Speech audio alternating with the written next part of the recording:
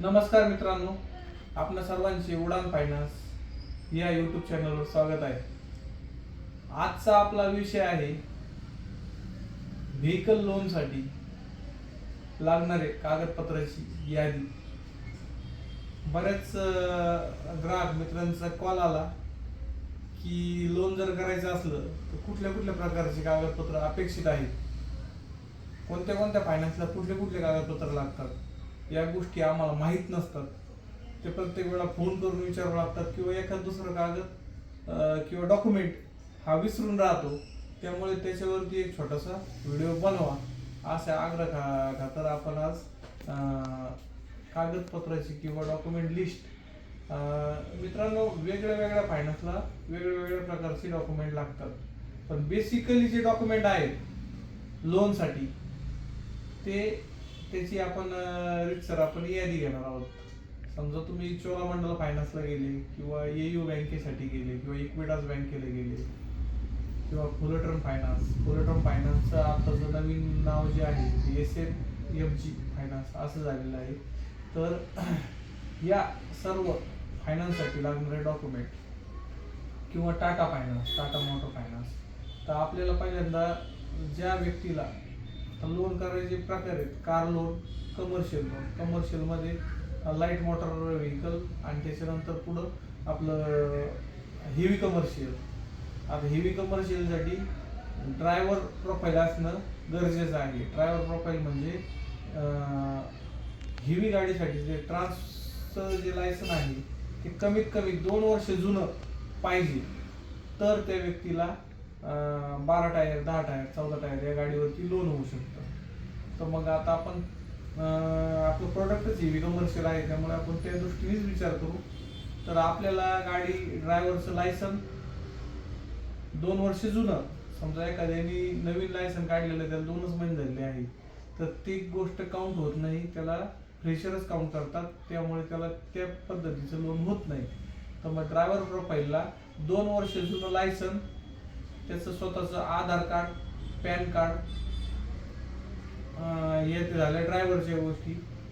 Bank अकाउंटचं 6 महिन्याचं किंवा काही फायनान्सला 1 वर्षाचं bank statement, Aadhaar card, PAN card, driving licence, बँकेचं 6 महिन्याचं किंवा 1 वर्षाचं बँक स्टेटमेंट, 5 चेक।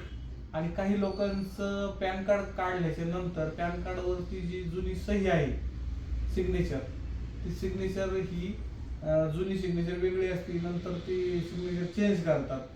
तर त्याच्यासाठी पॅन कार्ड बँकेत कंपल्सरी असतं, आणि पॅन कार्डवरची आणि ग्राहकाची जी सही आहे रेग्युलर यूज करण्याची बँकेमध्ये, ती जर वेगळी असली तर त्यासाठी साइन व्हेरिफिकेशन फॉर्म बँक तुम्हाला देते किंवा फायनान्स तुम्हाला देतं। त्याच्यावरती आपल्या ग्राहकाच्या बँकेतून सही आणि शिक्का आणावा लागतो, त्याला आपण साइन व्हेरिफिकेशन फॉर्म म्हणतो। काही बँका साइन व्हेरिफिकेशन फॉर्म देण्यासाठी कुठल्या प्रकारचे चार्ज आकारत नाही। SBI किंवा काही जे नॅशनलाइज बँक आहेत 120 किंवा 180 रुपये चार्जची रीतसर पावती देऊन तुम्हाला साइन व्हेरिफिकेशन फॉर्म देतात। हा झाला ऍप्लिकंटचा म्हणजे कर्जदाराच्या कागदपत्राची लिस्ट। आता कर्जदाराच्या नावावरती काही प्रॉपर्टी प्रूफ आहे का, म्हणजे त्याची शेतीचा उतारा म्हणा किंवा घराचा उतारा त्याच्या नाही नावावरती, तर मग त्याच्या वडिलांच्या नावावरती उतारा, शेतीचा उतारा किंवा मग घराचा उतारा किंवा घरपट्टी, ह्या जर गोष्टी असल्या तर को ऍप्लिकंट म्हणून आपण सहकर्जदार म्हणून आपण त्याच्या वडिलाला घेतो।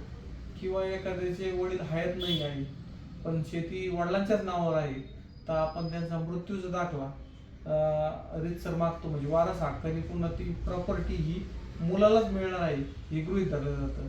म्हणजे आपले डॉक्युमेंट ऍप्लिकंटचे आपल्याला समजले, को ऍप्लिकंटचे पण डॉक्युमेंट आपल्याला कळले, आधार कार्ड, पॅन कार्ड हे पण कंपल्सरी आहे को ऍप्लिकंटसाठी। आणि काही जणांचं कसं असतं की पॅन कार्ड काढलेलं नसतं, सेकंडरी प्रूफ म्हणून आपण त्याला मतदान कार्ड हे पण घेतलं जातं। म्हणजे 2 प्रूफ आपल्याला लागतात आयडेंटिटी प्रूफ म्हणून, त्याच्यामध्ये मतदान कार्ड, आधार कार्ड किंवा आधार कार्ड आणि मतदान कार्ड, त्याच्यामध्ये पॅन कार्ड नसलं तरी चालतं, पण ते को ऍप्लिकंटसाठी। आणि हे झाले ऍप्लिकंट, को ऍप्लिकंट आणि गॅरंटर म्हणजे एखाद्याला लोन जास्त होण्याची जर अपेक्षा असली व्हेकल लोन हे जास्त पाहिजे. समजा एखादी 2015ची गाडी आहे साधारणतः, त्याला आपण 12.5 लाख रुपये लोन करतो. लायसन आहे आणि कॉम्प्लिकेट घेऊन आपण ते प्रॉपर्टी प्रूफ घेऊन आपण तेवढं लोन करतो. पण त्याला अपेक्षित आहे की थोडंसं जास्त लोन पाहिजे, तर आपण त्याला कमीत कमी 12 हप्ते भरलेला जामीनदार मागतो. जामीनदारामध्ये अपेक्षित अशी गोष्ट आहे की जामीनदाराचं आधार कार्ड, पॅन कार्ड, त्याचं ज्या फायनान्सचं लोन चालू आहे तर त्या फायनान्सचं बँक स्टेटमेंट, आणि जे गाडीवरती लोन चालू आहे ती सेम कमर्शियल व्हेकल पाहिजे. म्हणजे 12 टायर जर असली तर त्याची 12 टायर, 10 टायर किंवा 14 टायर हीच गाडी चालते. तर ते एखाद्याला 12 टायर घेतोय आणि जामीनदार तुम्ही स्कॉर्पिओवाला किंवा पिकअपवाला देऊ शकत नाही. सेम प्रोडक्ट मधला जामीनदार पाहिजे.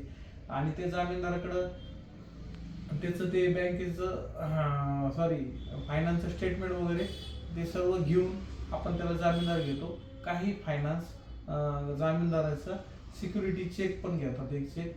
अशा पद्धतीने बेसिकली तुम्ही जर हा व्हिडिओ बघितला तर याच्यामध्ये बघून जर डॉक्युमेंट जर घेऊन आले तर मला असं वाटत नाही की तुम्हाला असं चक्कर होईल किंवा काही गोष्टी चुकून राहतील म्हणून. त्याच्यामध्ये राहिलेली एक गोष्ट म्हणजे ॲप्लिकंट, को ॲप्लिकंट आणि गॅरंटर या सर्वांचे पासपोर्ट फोटो देताना 2-2 फोटो द्यावेत. समजा एखादा दुसरा फोटो चिटकताना खराब झाला, फाटला, काही झालं तर ते फोटो 2 दिले तर काही हरकत नाही. चेक देताना त्याच्यावरती 2 आडव्या रेषा कोपऱ्यात मारायचे, अकाउंट पे म्हणून, कारण आपण त्याच्यावरती सही करतो आहे. आणि फायनान्सच्या एम्प्लॉईला किंवा आम्हाला त्याच्यावरती फायनान्सचा शिक्का मारावा असा आग्रह धरला तर कधी पण उत्तम राहील. कारण ऑडिट इश्यू असतो. तुमची सही केलेली चेक फायनान्सच्या कुठल्याही एम्प्लॉईला जवळ ठेवण्याचा अधिकार नाही. त्याच्यामुळे त्याच्यावरती जर शिक्का मारलेला असला तर ते एक कायदेशीर किंवा लिगल मानलं जातं. त्यामुळे आपण ही गोष्ट लक्षात ठेवायची आहे, दिलेले चेक आपण सही केलेले असतात, त्याला साईडला क्रॉस केलेला आहे का. दुसरी गोष्ट, त्याच्यावरती फायनान्सचे शिक्के मारलेले आहेत का. या सर्व बेसिक गोष्टी आपण आज घेण्याचा प्रयत्न केलेला आहे. याचा नक्कीच तुम्हाला कुठंतरी काहीतरी फायदा होईल. किंवा याच्यामध्ये पण अजून कोणाची काही शंका जर असली तर तुम्ही कॉल करून किंवा कमेंट करून सांगू शकता. आणि पुढील व्हिडिओमध्ये आपण आणखीन वेगळी काहीतरी माहिती घेऊ. बघूयात किती लोकांना हा व्हिडिओ आवडतो. लाईक करा, शेअर करा, कमेंट करा. धन्यवाद मित्रांनो.